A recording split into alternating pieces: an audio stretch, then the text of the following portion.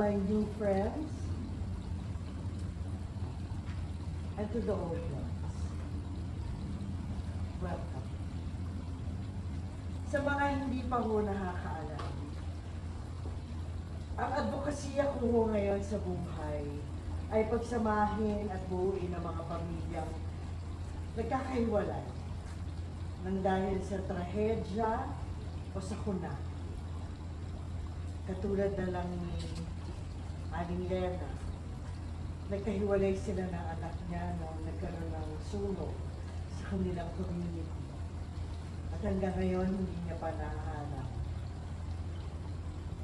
Kaya hinikayat ko kayong lahat na tulungan ako. Hanapin natin ang anak. Kanan, Thea.